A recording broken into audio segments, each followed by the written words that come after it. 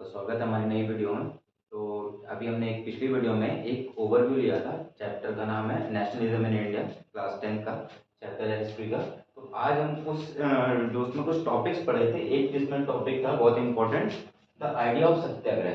ठीक है, तो आज हम उसको बिल्कुल डिटेल में पढ़ेंगे। इसके बाद आपके कोई डाउट्स रह नहीं जाएंगे। ठीक है, इसकी गारंटी मैं दे रहा हूँ। तो पूरा वीडियो ध्यान से देखिएगा और चलिए शुरू करते हैं। ठीक है, तो पहली चीज है द आइडिया ऑफ सत्याग्रह। तो सत्याग्रह के बारे में मैंने ऑलरेडी आई थिंक आपको बताया था। ठीक है, लेकिन एक बार फिर से देख लेते हैं कि क्या होता है सत्याग्रह के बारे में। ठीक है, सत्याग्रह, सत्य आग्रह तो क्या है? नीड, एक minute, truth and need need of need for need to search search for truth, right. ये अपने लास्ट की वीडियो में अपने क्या बोलते हैं कि ये वाली डेफिनेशन देखी भी थी। ठीक है, तो क्या है मतलब सत्याग्रह का मतलब कि सत्य और उसकी खोज। ठीक है ना, सत्य और उसकी खोज। अब सत्य और उसकी खोज कहाँ? ठीक है, सत्य क्या है? सत्य हमारे पास है और सामने वाला जो है, जो हमारे पर अत्याचार कर रहा है, जो क्या बोलते हैं परेशान कर रहा है, उसके मन में सत्य की खोज, उसको एहसास कराना कि सत्य क्या है। ठीक है, उस पे। और हाँ, पहली चीज बहुत इंपॉर्टेंट चीज है। अभी सत्याग्रह का मीनिंग क्या है? तो क्या ये सच की खोज और अंतर मन में खोज का मतलब कि एहसास करवा देना पर्सन को या सामने वाले को, जो भी है, जो क्या बोलते हैं जो अत्याचारी है, उसको एहसास करवाना कि वो गलत कर रहा है। ठीक है, अब क्या बोलते हैं वो चीज इसमें नहीं करनी है, क्योंकि सत्याग्रह किसी भी बिल्कुल नॉन वायलेंस को ही सपोर्ट करता है। तो सत्याग्रह में हम ये देखेंगे कि पहला इंपॉर्टेंट पॉइंट है कि युद्ध नहीं करना। ठीक है ना, तो हिंसा नहीं करनी है। अहिंसा के साथ इसको क्या बोलते हैं कि आपको एहसास कराना है। गांधी जी ने किस तरीके से, यार भारत के लोगों ने किस तरीके से एहसास कराया होगा, वो हम जानेंगे इसमें। ठीक है, इसमें चीज होती है बेटा सत्याग्रह 3 टॉपिक्स हैं, बहुत ज्यादा लंबी वीडियो नहीं होगी। 3 टॉपिक है, सत्याग्रह, फिलॉसफी और एक्सपेरिमेंट्स। एक्सपेरिमेंट्स मतलब कहां पे ट्राई किया, ठीक है, और कहां पर सक्सेसफुल हुआ। पहली चीज तो ये पहला मोमेंट था, गांधी जी जब भारत आए थे, ठीक है, उन्होंने 1 साल तक उसमें कुछ भी नहीं किया था। 1 साल के बाद उन्होंने पहला स्टेप जो लिया था वो कहां पे लिया था? चंपारण बिहार में, जैसा कि आप लोग जानते हैं। ठीक है, यहां से कहानी शुरू हुई थी, चंपारण बिहार से, रिवॉल्यूशन की या सत्याग्रह की, non corporation non violence movement की। ठीक है, तो अब सत्याग्रह ये टॉपिक हमने जान लिया है कि ये टॉपिक क्या है। अब फिलॉसफी क्या है? देखिए, philosophy, operation needs to feel injustice.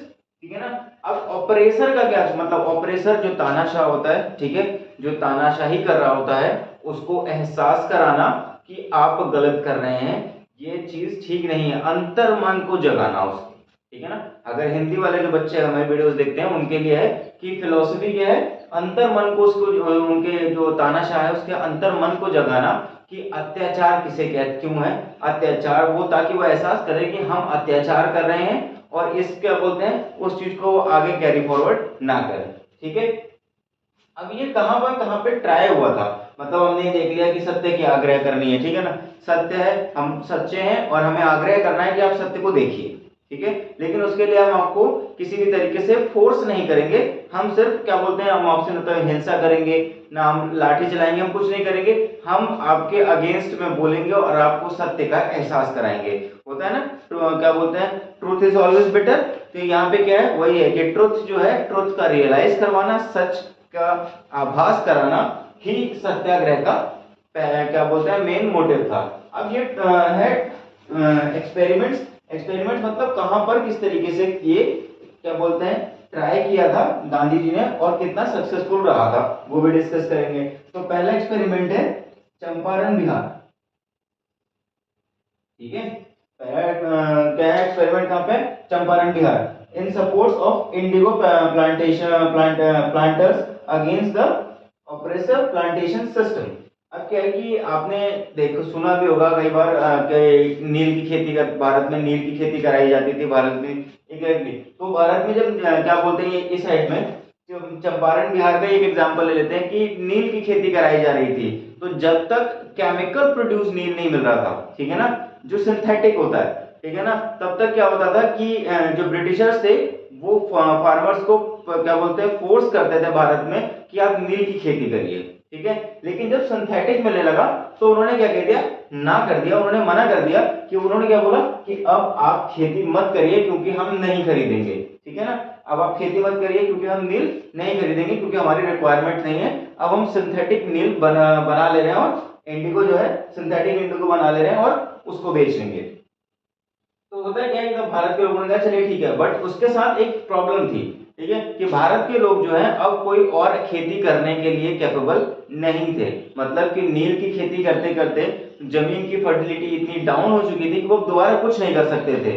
तो वहां के लोगों ने एक क्या बोलते हैं ऑपरेसिव ऑपरेसिव मतलब तानाशाही के खिलाफ उन्होंने एक क्या बोलते हैं आंदोलन छेड़ा। उनकी डिमांड क्या थी कि उन्हें कंपनसेशन दिया जाए, ठीक है ना, उन्हें कंपनसेशन मिले, मतलब उनकी 50% डिमांड थी कि क्योंकि सपो क्या बोलते हैं जो अंग्रेज थे उन्होंने वो राजी हुए कि हम क्या बोलते हैं आपको कंपनसेशन देंगे, लेकिन उनका कंपनसेशन बहुत लो था जिसके लिए क्या बोलते हैं जो भारत के लोग थे वो राजी नहीं थे। तो पहला स्टेप गांधी जी का कहा था, बिहार चंपारण में 1916 में ये खड़े हुए थे क्या बोलते हैं ब्रिटिशर्स के अगेंस्ट में, ठीक है ना, ब्रिटिशर्स के अगेंस्ट में किस चीज के लिए, किसके साथ, प्लांटर्स के साथ, जो पीजेंट्स थे या जो क्या बोलते हैं वो थे काश्तकार थे, उनके खिलाफ उनके साथ खड़े हुए ऑपरेसिव प्लांटेशन सिस्टम के अगेंस्ट कि भैया आप क्या बोलते हैं कि इनको बढ़ाकर या फिर ज्यादा क्या बोलते हैं वो दीजिए, कंपनसेशन ज्यादा दीजिए, भुगतान इनका ज्यादा करिए, 50% तो नहीं, लेकिन पहली बार भारत में बिना युद्ध किए, बिना कोई हिंसा किए क्या बोलते हैं सरकार को झुकाने में लोग कामयाब हुए, लोगों ने दबाव बनाना क्या बोलते हैं दबाव बनाने में कामयाब रहे। 50% तो नहीं मिला, बट जितना भी मिला 20% 30%, उससे एक चीज तो क्लियर हो गई कि ये जो आइडिया था सत्याग्रह का, लोगों के क्या बोलते हैं अंतर मन में ये को जगाना और उसमें एहसास कराना कि हाँ वो गलत कर रहे थे ताकि वो खुद से चीजों को सुधार सके, वो पहला स्टेप यहाँ से शुरू होता है चंपारण बिहार से। और एक एडिशनल पॉइंट, चंपारण बिहार में गांधी जी एक बहुत बड़े लीडर से मिले थे जो हमारे आगे चल के बहुत हमारे देश के पहले राष्ट्रपति भी बने थे, राजेंद्र प्रसाद, डॉक्टर राजेंद्र प्रसाद, ठीक है। तो वो कहां पर मिले थे गांधी जी से, चंपारण बिहार में। तो ये पहला जो नेशनल मूवमेंट था उसमें गांधी जी से कौन मिला था, डॉक्टर राजेंद्र प्रसाद, और पहला ये किसके खिलाफ था, ऑपरेशन प्लांटेशन सिस्टम, ठीक है, ऑपरेशन प्लांटेशन सिस्टम के विरुद्ध में जो पीजेंट्स थे या जो फार्मर्स थे उनके सपोर्ट में गांधी जी ने बिहार में पहला आंदोलन किया था, ठीक है। इसमें कोई युद्ध नहीं हुआ, किसी प्रकार की हिंसा नहीं हुई, और जीत किसकी हुई थी, चंपारण बिहार के लोगों की और गांधी जी की मूवमेंट की, ठीक है। क्योंकि 50% ही ना सही टारगेट पूरा ना पा सके, लेकिन फिर भी कुछ एक समय तक उन्होंने टारगेट पाया ही है, ठीक है। नेक्स्ट है खेड़ा गुजरात। नेक्स्ट क्या है, खेड़ा गुजरात, ठीक है। खेड़ा गुजरात में क्या था, supporting the peasants affected by crop failure, ठीक है ना, revenue relaxation, revenue relaxation, revenue relaxation क्या है कि खेड़ा में क्या हुआ, खेड़ा गुजरात 19 अब इसके एक साल बाद कहां पर गांधी जी का ये आंदोलन जब शुरू हुआ और खत्म हुआ, उसके बाद यहाँ पे एक और आंदोलन गांधी जी ने इसके सक्सेस को देखते हुए एक और आंदोलन में पार्टिसिपेट किया, लीड किया। खेड़ा गुजरात में 1917 में इन्होंने क्या किया, सपोर्ट किया पीजेंट्स को बाय क्या बोलता है अफेक्टेड बाय क्रॉप फेलियर। अब क्या बोलते जो ब्रिटिशर्स थे उनका क्या था कि वो बहुत ज्यादा एक्सेस टैक्स कलेक्ट करते थे, एक्सेस टैक्स कलेक्ट करने की वजह से क्या हुआ कि क्रॉप फेलियर हो गया, ठीक है। फार्मर्स जो है वो क्रॉप फेलियर की वजह से, क्रॉप मतलब कि फसलें बर्बाद होने की वजह से, क्योंकि वो अपनी फसलों को सपोर्ट नहीं कर पा रहे थे, पेस्टिसाइड्स, वाटर, क्योंकि उनका ऑलरेडी उनके पास पैसा नहीं बचता था, टैक्स देकर सारा पैसा खत्म हो जाता था। तो अब इसमें क्या है कि गांधी जी का एक और एक्सपेरिमेंट यहाँ पे जो सामने आता है, किस लिए था वो एक्सपेरिमेंट? रेवेन्यू दिलवाने के लिए। ठीक है, जब क्रॉप फेलियर हो गया, फसलें बर्बाद हो गई, तो टैक्स नहीं दे सकते थे, ठीक है ना, तो जो रेवेन्यू वो क्या पे करते थे उसमें रिलैक्सेशन।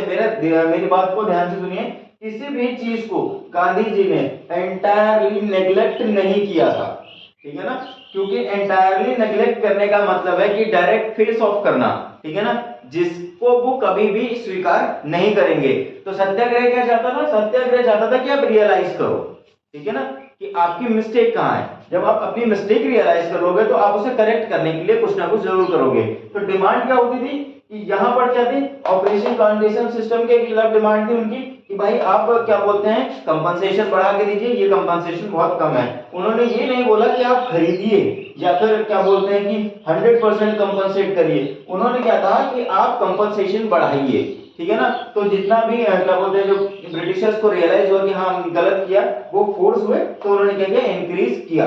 यहाँ पे क्या है, रेवेन्यू रिलैक्सेशन।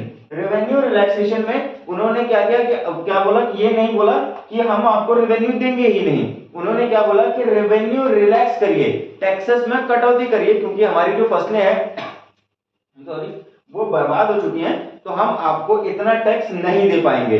तो उन्हें क्या हुआ, फिर ये खेदा गुजरात में 1917 में ब्रिटिशर्स को या अंग्रेजों को एहसास हुआ कि हाँ ये बात सही है, इनका नुकसान हुआ है, तो उन्होंने क्या किया, क्या बोलते हैं, रेवेन्यू में जो टैक्सेस थे उसमें रिलैक्सेशन किया।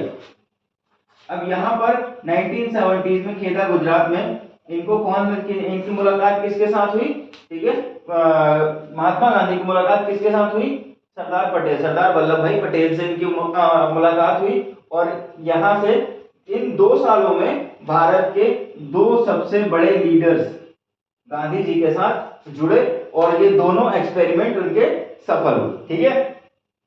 इसके बाद क्या है, अहमदाबाद गुजरात 1918। अब सीधा थर्ड ईयर में ये जो थर्ड एक्सपेरिमेंट है उसमें हम देखते हैं कि इन क्या बोलते हैं, इन support of cotton mill workers against the cotton mill owners.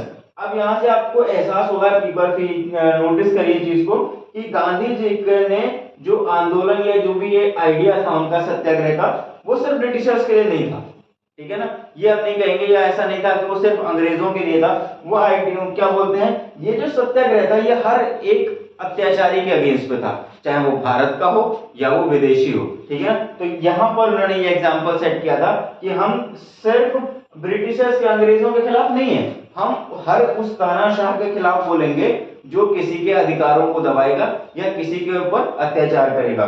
तो अहमदाबाद में उन्होंने क्या किया था, अहमदाबाद इनका थर्ड एक्सपेरिमेंट 1918 का, जिसमें इन्होंने बताया था कि ये किसके अगेंस्ट में गए थे, ये किसके साथ खड़े हुए थे, मिल वर्कर्स के साथ, कॉटन जो रुई के क्या बोलते हैं कपड़े या जो भी कॉटन वाली जो मिल्स होती हैं, जो कंपनीज होती हैं, उनमें जो वर्कर्स होते हैं उनके खिलाफ। क्यों? क्योंकि वहां पर उनके रेवेन्यू देने से जो मिल ओनर्स थे उन्होंने रेवेन्यू क्या बोलते हैं, क्या उनकी जो इनकम है, सॉरी, ठीक है ना, वो देने का क्या बढ़ाने से मना कर दिया था, क्योंकि कॉटन से एक बीमारी चल रही थी उस समय, ठीक है ना, वो बीमारी क्या कर रही थी, उसके वजह से ब्रीदिंग प्रॉब्लम्स और आई प्रॉब्लम हो रहे थे लोगों को, ठीक है। तो गांधी जी ने क्या बोला था कि गांधी जी ने बोला था कि आप इनकी इनकम बढ़ाइए, क्योंकि उसको बंद तो नहीं कर सकता था ना, कॉटन मिल इंडस्ट्रीज तो बंद नहीं हो सकती थी। अब गांधी जी ने ये नहीं बोला कि आप इनकी क्या बोलते हैं कंपनी बंद कर दो, क्योंकि इससे तबीयत खराब हो रही है लोगों की। उन्होंने क्या बोला कि आप इनकी सैलरी बढ़ाइए, ताकि ये अपनी इनकम जो क्या बोलते हैं अपनी हेल्थ है उसको क्या बोलते हैं उसको चेक पर रख सकें और हमेशा उस पर अपडेटेड रहें और अपनी हेल्थ को इंप्रूव कर सकें। तो आज की वीडियो के लिए इतना ही, होप आपको समझ में आया होगा, और कोई भी डाउट हो तो आप हमसे पूछ सकते हैं। Till then keep watching, thank you.